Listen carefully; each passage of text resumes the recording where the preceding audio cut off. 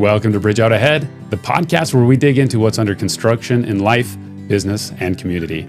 I'm your host, Bridger Hopkins. Please be sure to follow, like, or subscribe to this podcast if you want to be sure to keep up to date with all the new episodes we put out, and be sure to follow along with all the great guests that we have on our show.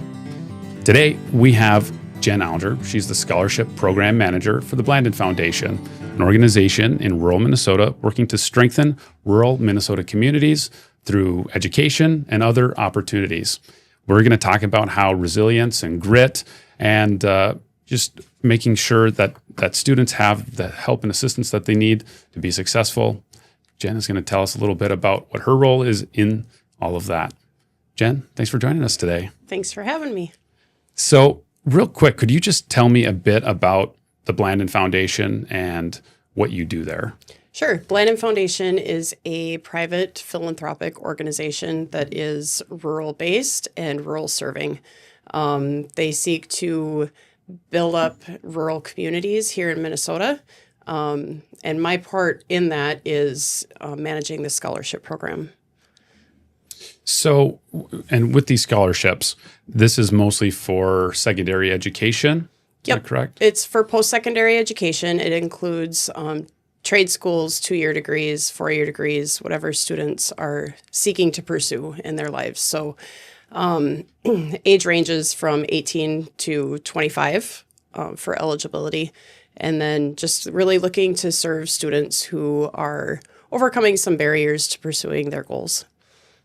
So with that, Jen, could you tell me a little bit about your background? You're from rural Minnesota yourself, and tell me a little bit about your story. Yeah, I mean, I grew up and still live in Deer River. I'm a lifer. Yeah. Love our small little rural communities in the area.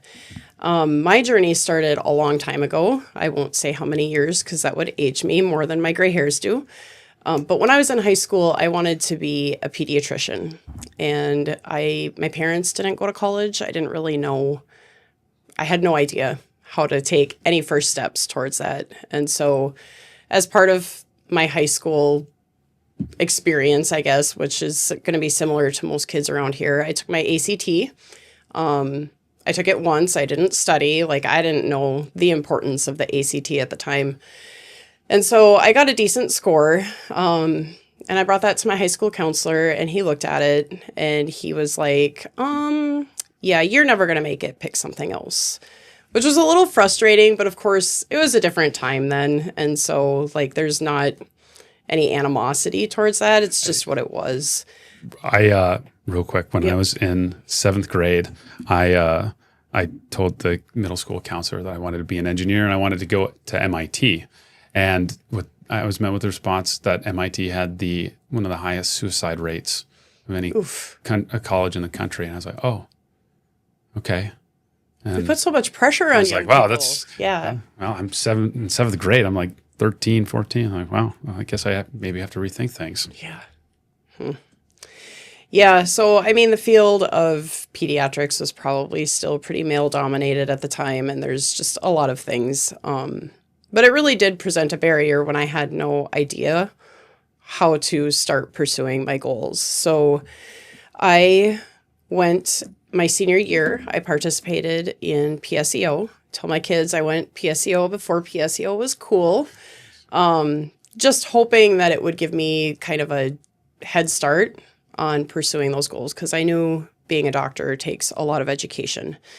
And real quick, just in case people don't know, what is PSEO? PSEO is the post-secondary enrollment option that is available in the state of Minnesota. So high school juniors and seniors can attend college free of charge. So the state covers their tuition expenses for them to be able to take those college courses. So you graduate high school with some college under your belt, similar to college in the schools, except college in the school is in the high school. So a little bit different. My wife she did PSEO her junior and senior year and graduated with her AA degree. Yep. It's pretty cool. I have a couple of my own children who've done the same thing. So, yeah.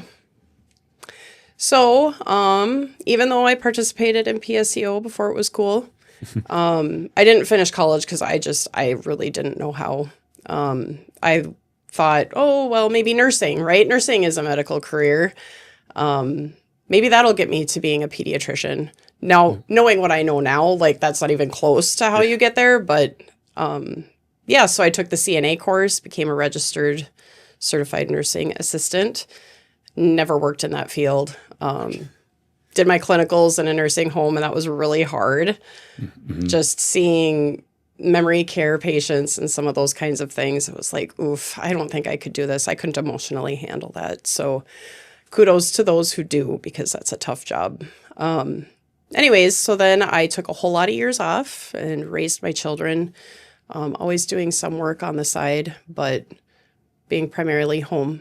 We homeschool our children.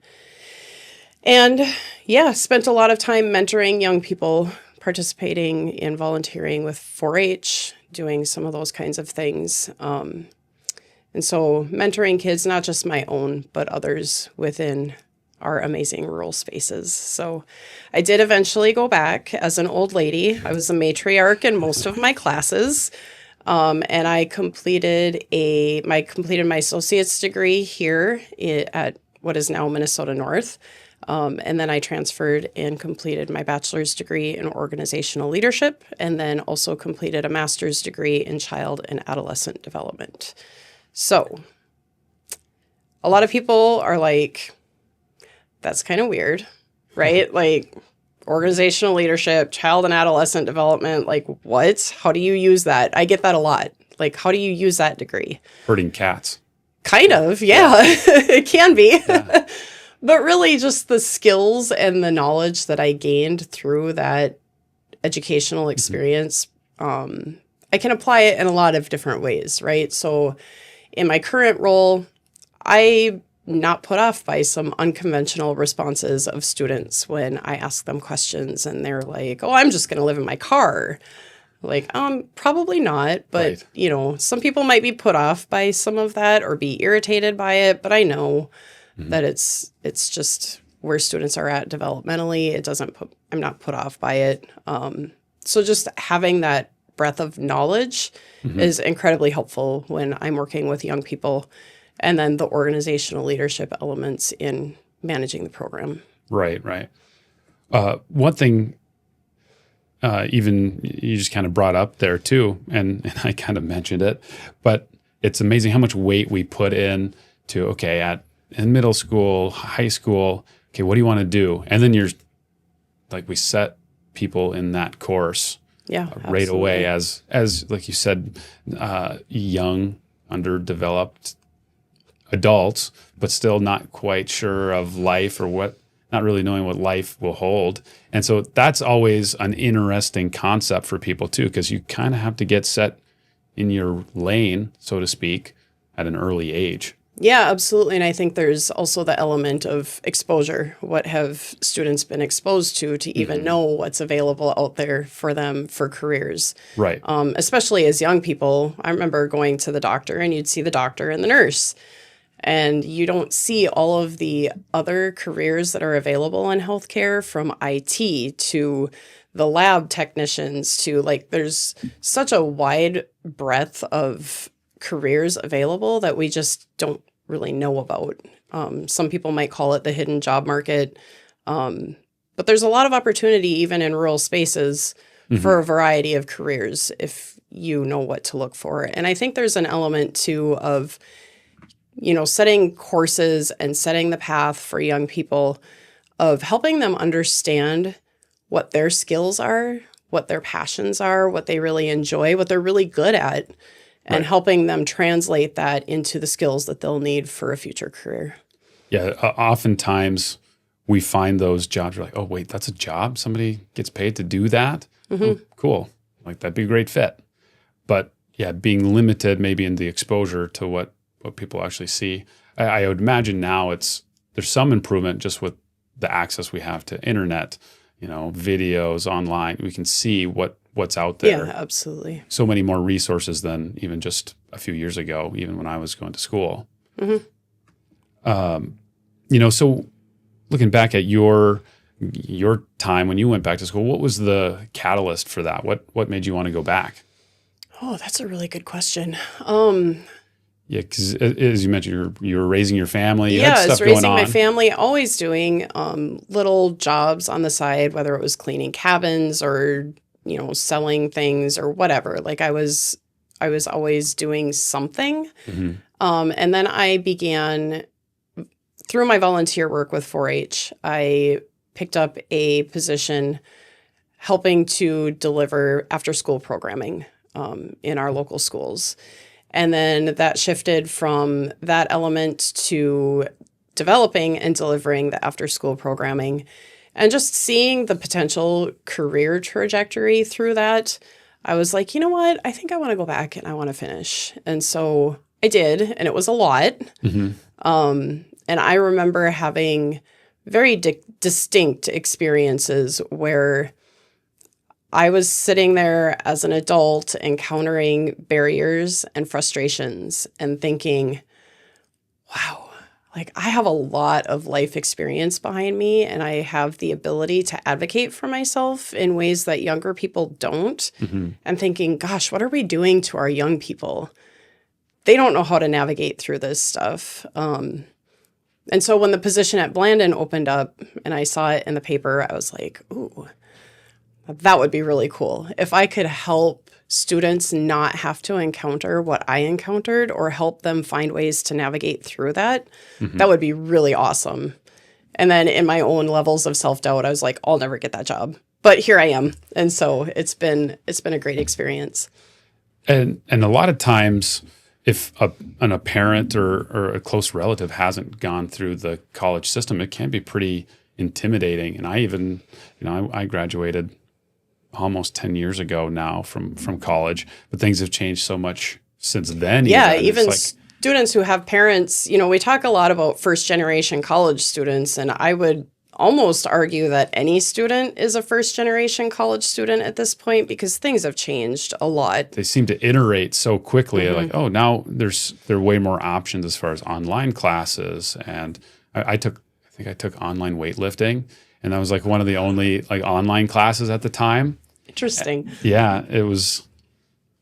I didn't put on that much muscle, but yeah, so now you can do whole serious degrees and different programs online, and so that's a huge shift. Yeah, as a matter of fact, my degrees were both obtained online because it was what was available to me at the time. Yeah. I couldn't relocate my family.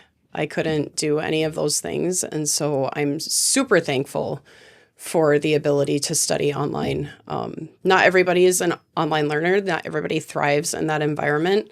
I was able to do well in that. And it's opened a lot of doors for me. Growing up and working and living in rural Minnesota, what unique opportunities and challenges did you see that, maybe opportunities that we had that people aren't plugging into, but then, those also come along with some obstacles? Yeah, I think that there's a lot of opportunity, particularly now with all of the remote work options. Mm-hmm. I think there's a lot of opportunity for some really great jobs to be located right here in our small rural communities. You don't have to live in a big urban city to land a great job. Some obstacles that we face in rural places and as rural students is access to college, right? We have some colleges that are nearby, but if you want to obtain a 4-year degree, you essentially have to leave home or you have to be able to thrive in an online learning environment. And so actually through the foundation, a couple of years ago, we conducted focus groups in the 11 schools that we serve. And an interesting thing that I saw in that was that students indicated that they didn't want to leave their home community. And of those who were okay with leaving their home community, a majority of them wanted to stay within the region. And so thinking about that, like students want to stay, but they essentially have to leave to get a 4-year degree and land some of those jobs. It's kind of like, wow, okay, how can we do this differently, or how can we help students overcome some of those barriers, right? Just from location in rural spaces, or help connect them back home. There's a lot of really great jobs back home. Employers need employees. Students want to come home. And so let's think about ways that we can connect them back where they want to be. And our region is kind of unique in that we actually have a lot of industry. We have the Iron Range with lots of mining jobs. We have logging. We have, paper industry. But, some of those jobs we even, some may require some education, but in some jobs with minor, smaller educational courses or trade classes, qualifications or certifications is probably the best way. Mm-hmm. We don't always even know or what's, in our neighborhood. Right. And I think people miss out on that a lot. And I recall that from growing up as well. I would agree. And there's also elements of every business, larger business, if you're talking industry, is going to have an HR department. Mm-hmm. And they're going to have an IT department. And they're going to have all of those other elements that aren't as visible. Yeah, and so there's maybe call those the support roles or the Mm-hmm. background things going on, and even knowing what is available in the area can really impact people's thoughts too. Most jobs, according to national data, I guess I haven't necessarily broke it down by local Grand Rapids data, but most jobs require some element of post-secondary training. That may not be a 4-year degree, and that's fine. And it may not be a 2-year degree, and that's also fine. But they're going to require some element of post-secondary training. And so that's one thing I love about the scholarship program is it doesn't limit students to certain degree or credential pathways. Yeah, jumping back to what you do in your role, could you explain specifically about the scholarship programs and grants that are available? Yeah, so our scholarship program is open to students 18 to 24. They are not you don't have to apply as a high school senior. If you've taken a gap year, as long as you fit within that age range, you are eligible to apply. And then you have to have graduated from one of our local schools. So there's a list of 11 schools. I could rattle them off, but chances are I will forget one because I'm old and forget things. And then you can't have completed a bachelor's degree. And then we require that the FAFSA be completed because the FAFSA truly is the biggest ticket to financial assistance for paying for college. And so to maximize awards for students, we require that the FAFSA be completed and the student has to have a student aid index from the FAFSA under 30,000 to be eligible to apply.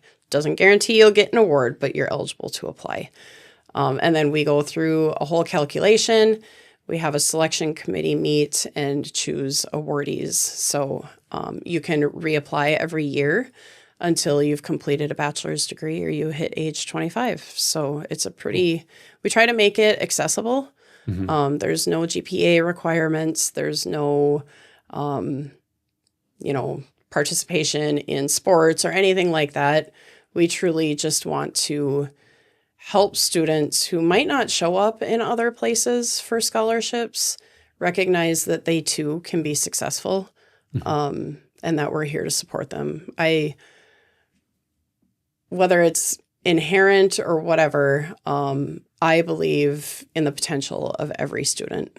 And so oftentimes there are barriers that are keeping students from getting a 4.0 or participating in extracurriculars. And that doesn't mean they don't have potential. So we're here just to support them all. And we've had previous discussions too, how, because there's the school aspect, the academic portion, but how much of life outside of, the school walls really impact success. And even some of those, great students may not even have those outside life experiences. Like, okay, how do I navigate finding housing, finding a place to live, navigating with roommates, all those other aspects that really directly feed into education or the outcomes from educational Absolutely. Experiences. Yeah. And it's, those are some things that you guys are even looking to address or keep tabs on even and make sure that, people have a ramp for some of those. How is that, playing into what you guys are doing now as well? Yeah, I mean, we recognize that the cost of college or post-secondary education is not limited to the cost of tuition, right? If you look at what is called the cost of attendance of school, it includes all the things like housing, food, transportation, all of the elements where those are the elements that often keep students from being able to finish their goals. Tuition is a problem. Tuition can be very expensive, but tuition isn't the problem. And so our hope is that if there are other portions of a student's financial aid package that can be applied towards tuition, that our dollars would be able to be used to help students cover some of those other elements, the food, the housing, the transportation. So maybe instead of working 40 hours a week, they can work 30 hours a week or 20 hours a week and spend a little bit more time on their studies to be successful in that and not have to worry so much about the financial elements. And even, alleviating some of those, just the stress from those can be huge in allowing your mind to function. So you're not in that fight or flight the whole time. Yeah, and I think of some students who, even in high school, right, they don't have the same opportunities and they have extra stressors in their lives that might not be that's anything within their control, right? They go home, maybe they're hungry.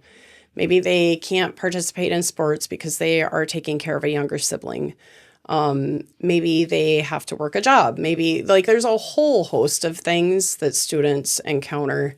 And so just recognizing that and also recognizing for some of them, getting out and getting into college is a stress reliever. It's removing some of those extra stressors so that they can focus more on their studies. Looking back, just kind of at some of your particular fit for this role, what was it that really drew you to this position that you're in now? I think a large part of it was really just being able to support students, recognizing the barriers that I had. I was a first-generation college student at the same time as my first-generation college student children. Okay. And so that was a unique experience, trying to navigate it myself while also helping my children navigate it. So you guys could kind of workshop it. Like, how's it going for you? It's kind of tough getting hey, wait, but I learned this about the system. And so why don't you try that instead or whatever? And so just recognizing what those barriers were and thinking about ways that I can help other students either not encounter them or navigate around them, because rural places are full of really resilient and creative thinking people. We're problem solvers sometimes because we have to be. And so that can be both a good thing and a bad thing, right? For students who are trying to navigate college, they have a can-do attitude. It's like, oh, I can figure this out, and I'm going to figure this out, and I'm going to get it done. But there might be somebody out there that they can reach out to who can help them figure it out more quickly or not. They can save that time, right? Yeah. Having to just figure it out on their own. And so I really love being that connector. I might not always have the answers, but chances are I can connect you to the people who have those answers. The people who've done it before or the people on campus who are going to help you, or the person you need to talk to figure out how to solve this thing.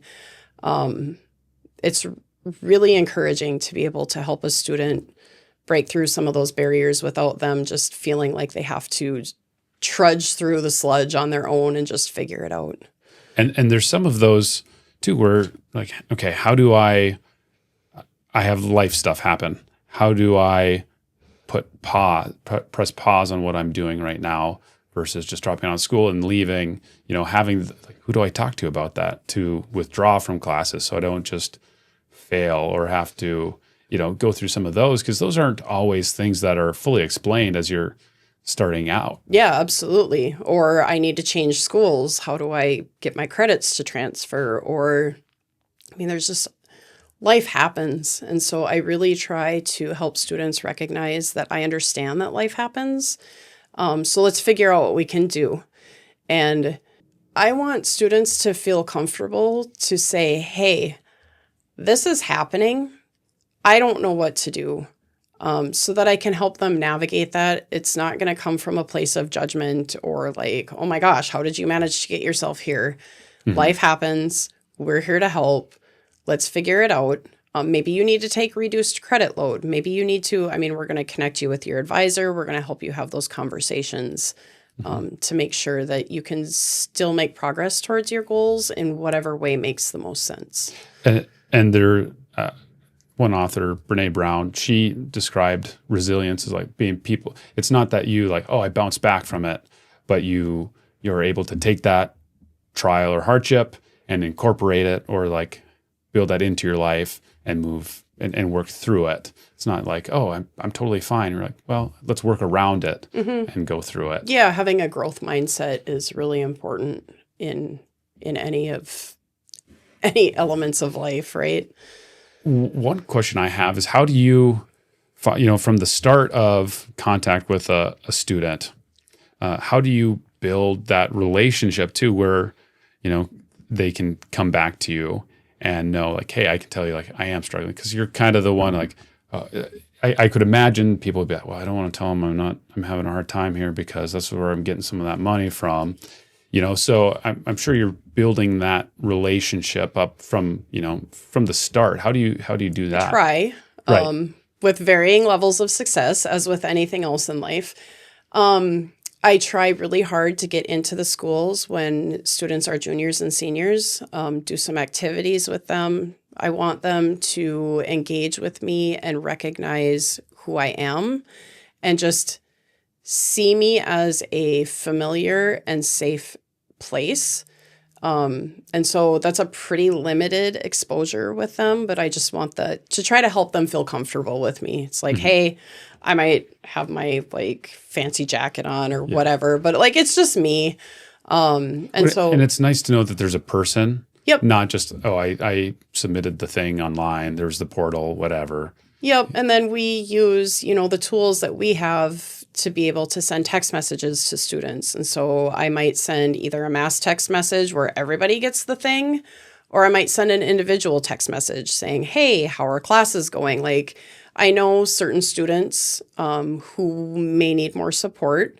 And so I can reach out to them through that avenue or through email, phone calls, whatever I need to do to help them out.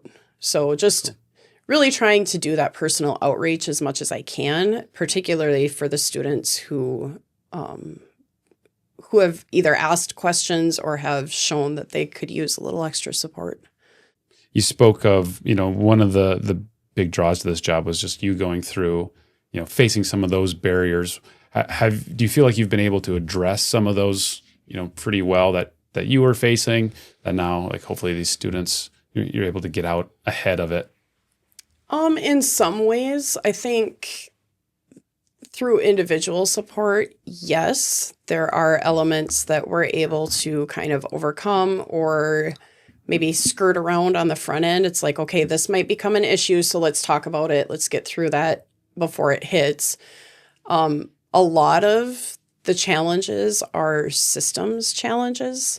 Okay. And so our higher education systems are not built around the student at the center. And so I try to educate folks about how some of those systems work so we can work within them. But being able to influence larger systems is also a part of my work that I hope to be able to do more of.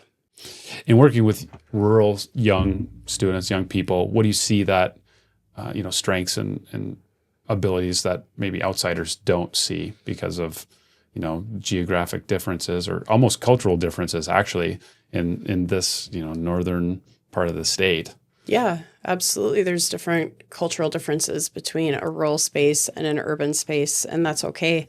I see, like I said before, I see rural students being very resilient, having a very can-do attitude. I see our small communities come together in times of need and students supporting one another through difficulties and in unique ways that I don't think you experience as much in an urban place because we're all in it together, right? We see each other every day. We're small enough. We know who everybody is. And so when somebody's struggling, we have a unique ability to come alongside and really help that person out. And so I see those skills and those abilities within rural students that others don't maybe have the opportunity to recognize. One thing I wanted to address, and I even said it kind of weird earlier, but there's a lot of times confusion about post-secondary education and what all qualifies as post-secondary education. What qualifies as post-secondary education is any training after high school. Okay. That can cover all kinds of things, looking at trade schools, traditional college.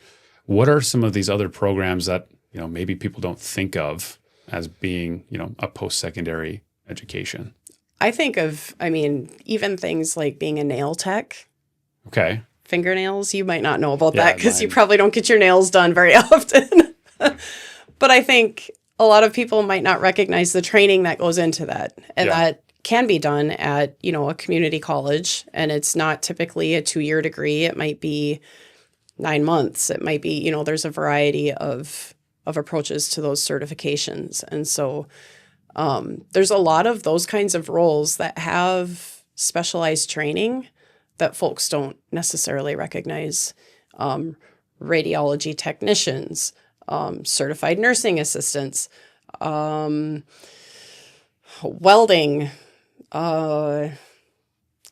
There's just like all kinds of things. And some of those can actually be, you mentioned welding, but that can be a pretty lucrative position to hold, or even a great skill that you can then go out and open your own shop or apply it in different jobs. Yeah, I've seen people they weld art. And so they combine fine arts with welding and make some really cool stuff. And what are some of the other, maybe more, do you have any creative examples where somebody's like put together their own niche, maybe education? They're like, I really want to do this. You mentioned welding and fine art. Some of those kinds of things. But I think what students really should think about is there's an element of higher education where we push students to determine their major. And instead, I think we should be asking students, what problem do you want to solve? What impact do you want to have?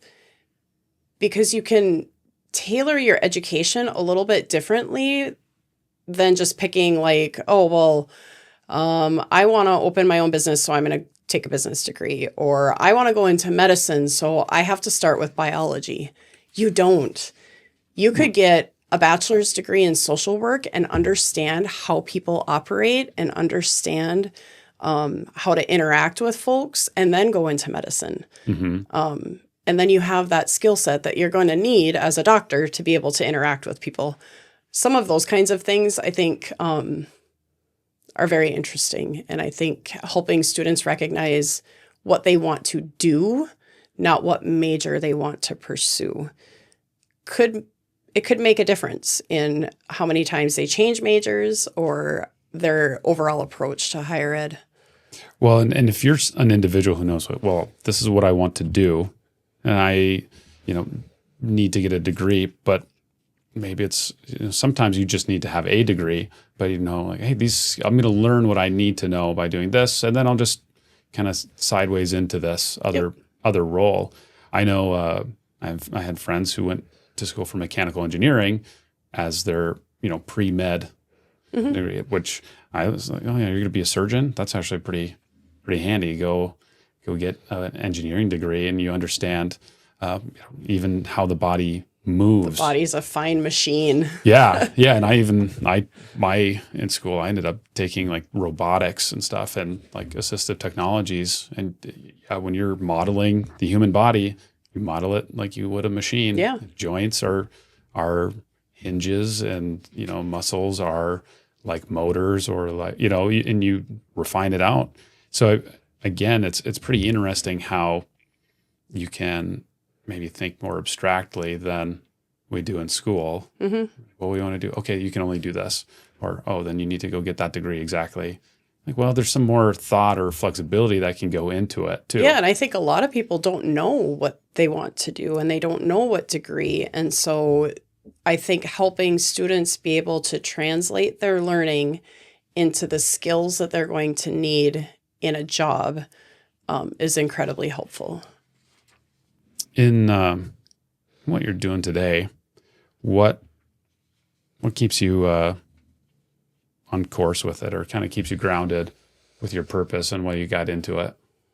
I tend to be pretty student-centered, and so I'm really good at advocating for the needs of others. And so just recognizing, okay, what needs are there?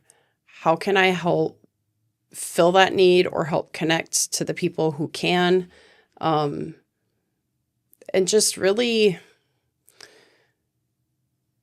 yeah, I think I'm more others focused. And so it's not about me climbing a career ladder or whatever. It's just how can I help this person wind up in a better place at the others on the other side of things, right? So do you have any stories or examples of exact times you're like, okay, this is why I'm doing this? Oh gosh, we get all kinds of stories from students, right? I last year helped several students who are homeless apply for a scholarship. And that was like, when you take a step back from like the check this box, get this done, you take a step back and you're like, okay, here's a student who does not have a home. And they are going to go to college and they're going to pursue a career that is going to put them in a place where they're going to be able to have a home. And they're going to have that sense of stability, and they're going to have that upward mobility socioeconomically and financially, and building their social capital and doing all of those things. It's like, wow, the impact for that student, for that student's family, for the community at large is just, those sorts of things are like, I love this job. Yeah. Well, and again, because that ripples out to the individual, their family member, and then their future family. Even down the road, they're going to have a higher income potential and be able to take care of themselves better and to solve like a very immediate problem in a much shorter time than if they weren't going to go that direction. Yeah, and I mean the data shows that income is correlated with education. And I truly feel that education is the great equalizer, right? You can't take it away from someone. You can't, it's theirs. And it just builds the skills and the knowledge needed to be able to be a well-rounded adult who can serve in a variety of capacities. Looking ahead where you're at right now, do you have any goals yourself of what you're working on or future projects that you're trying to do within your role or within the foundation even? There's a lot of different things that I come across every day. I get random requests from other organizations like, hey, we're looking to do this. And I have the privilege of being able to say they don't let me touch the big money. Like I do the scholarships. And so I don't have to worry about people asking me for grant money or whatever because I don't serve in that role. But I can be a connector. And I just really, really love connecting.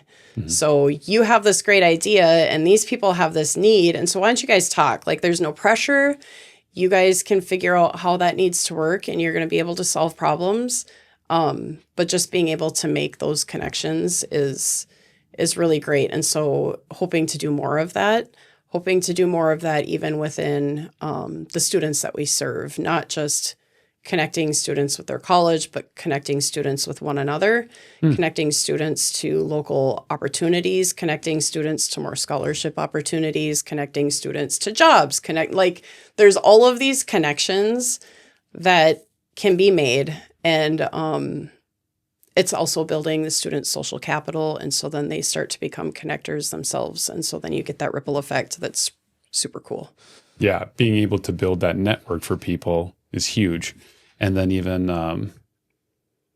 even it's kind of a novel idea to be like, well, this student that I just worked with is in the same school as you. Mm-hmm. Like, I'm going to just get you connected because they probably have little tidbits and knowledge to pass along that makes that exact path easier. And so we have an annual open house for our scholarship recipients where I try to do a little bit of that. Mm-hmm.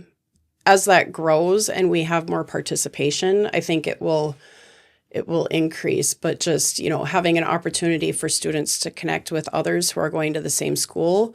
So when you're on campus, there's at least one familiar face, or maybe 2 or 5 or 10 or whatever.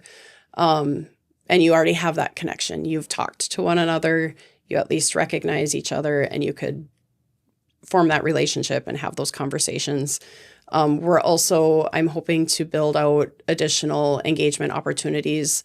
Things, we survey students every year. What are the needs that you have? What are some things that you would like to learn more about?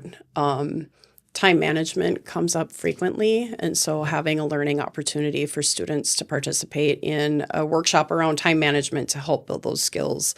What are some of the other things? I mean, financial aid is challenging and difficult to understand. And so just offering learning opportunities where they can understand more what does all of this mean financially? How can I budget? Some of those kinds of things. Yeah. Yeah. Because I know in some cases, kids can have more, or students can have more, maybe scholarships financing in the first semester and not as many as this in the second. But like, hey, don't, just because you have that money in your account, like, remember, you have more expense coming up in the spring. Particularly freshman year versus sophomore, junior, and senior years, because a lot of students will get scholarships in high school for their first year.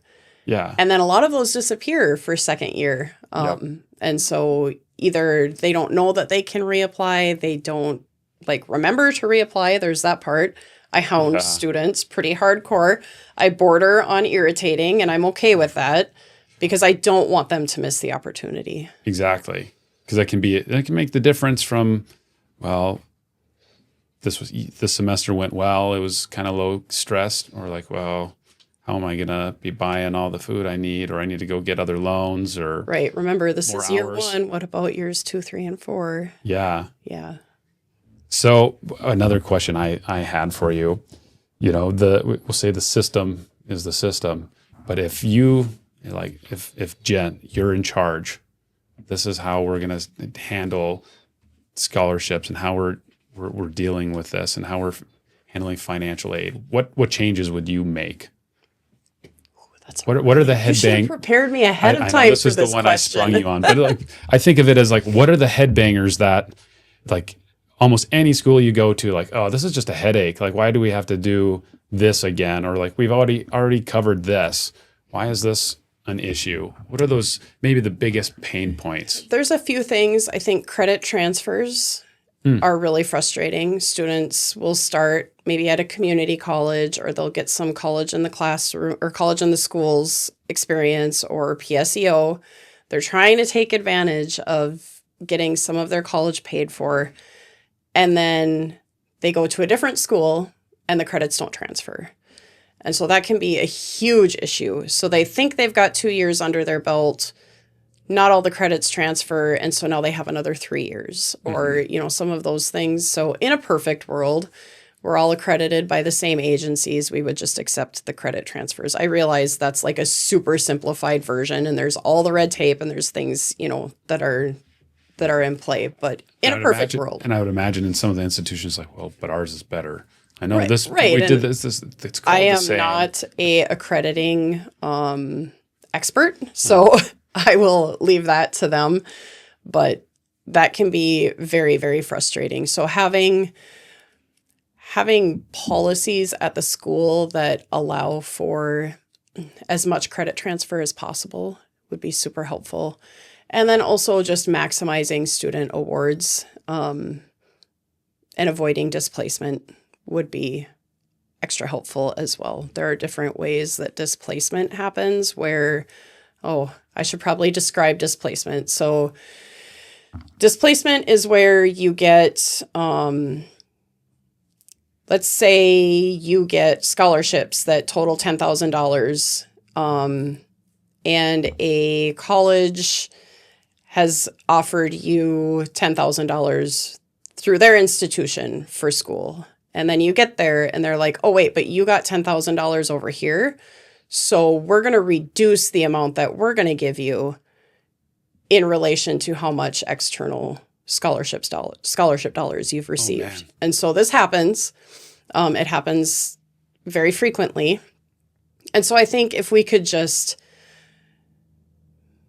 not have that happen, that would be really helpful for students who are really struggling to pay for college as it is.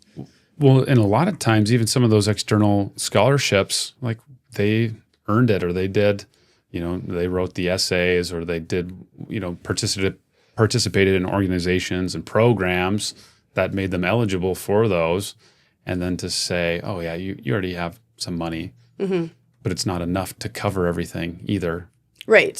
So we've experienced students have our entire award displaced. And so money that we would hope they would be able to use for housing or food or to work less or to whatever, then gets pushed to tuition is usually where that displacement occurs.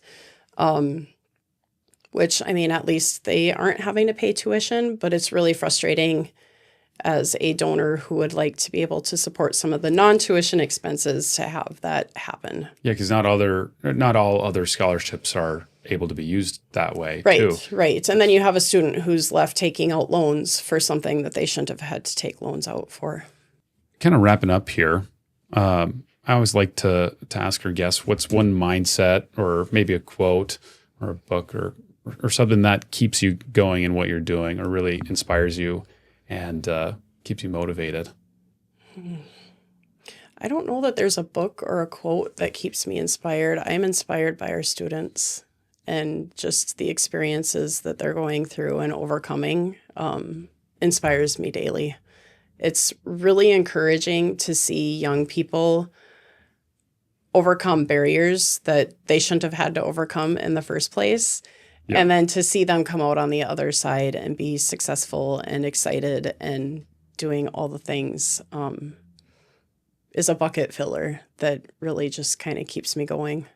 Again, looking at Blandin Foundation and what's everything that they do, I just wanted to highlight quickly too, what are some of the other avenues that Blandin Foundation is working on?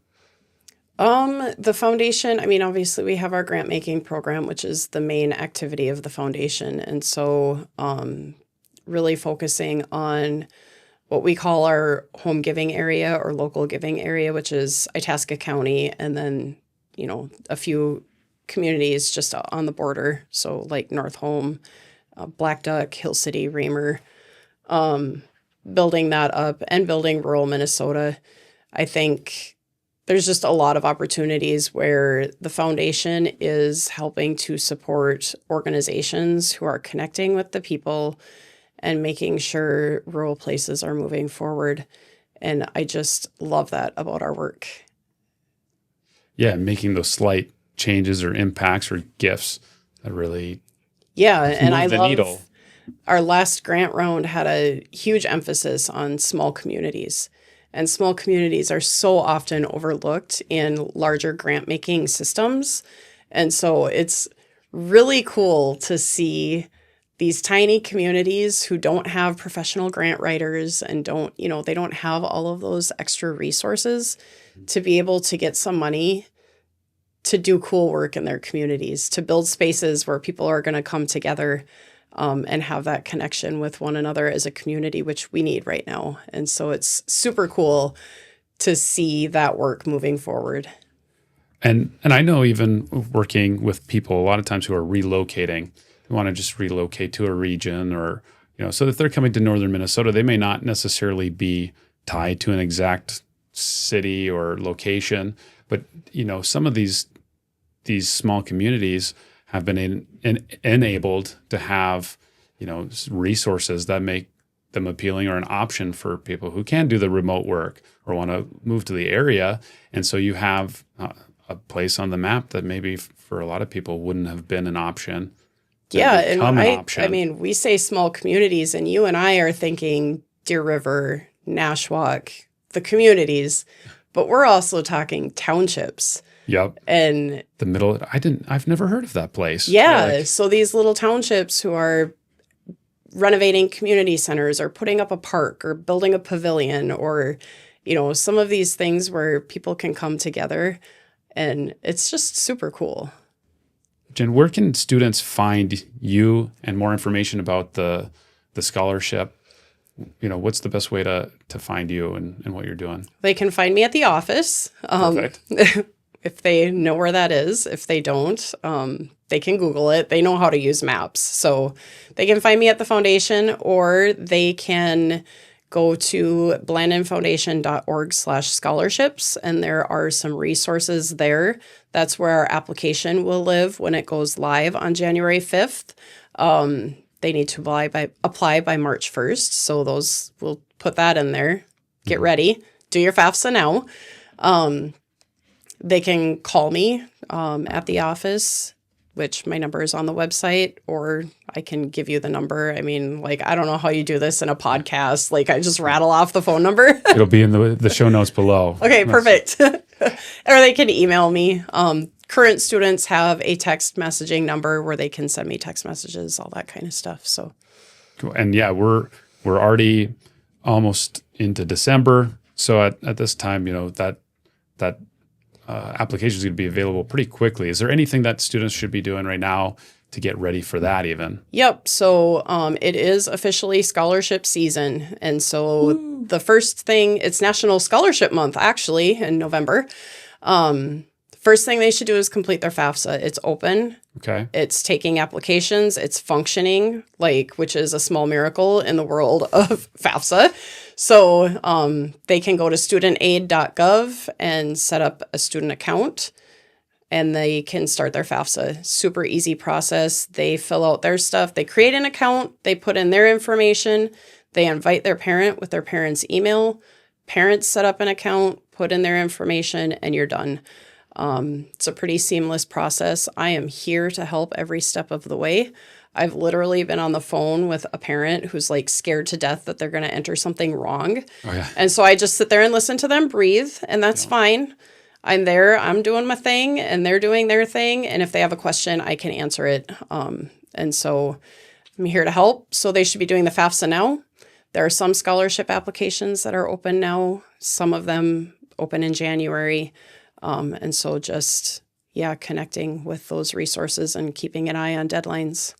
Cool. It happens fast. It does. This time of year goes really quickly. So, well, Jen, I really appreciate you stopping by and sharing your story, and then also what you're doing to help students and the impact that it does have on the rural communities in our area. I was a grant recipient or scholarship recipient, and it made a big difference for my wife and I. And so we appreciate the foundation for that and what it does. And thanks for your work and everything you're doing right now. I appreciate it. Thanks for the opportunity to step outside of my comfort zone and continue to grow even as an old lady. So I appreciate it. And hopefully it will even be helpful for some students to check out and get on your scholarships, get on your FAFSA, all that good stuff.